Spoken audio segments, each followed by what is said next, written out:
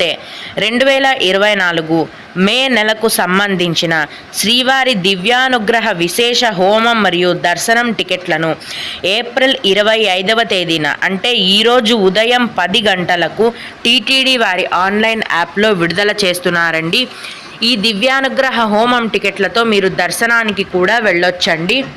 ఈ దివ్యానుగ్రహ విశేష హోమం మరియు దర్శనం టికెట్లను బుక్ చేసుకున్న భక్తులు ముందుగా తిరుపతిలోని అలిపిరి మెట్ల మార్గం వద్ద ఉన్న గోశాలలో దివ్యానుగ్రహ హోమంలో పాల్గొనాల్సి ఉంటుందండి.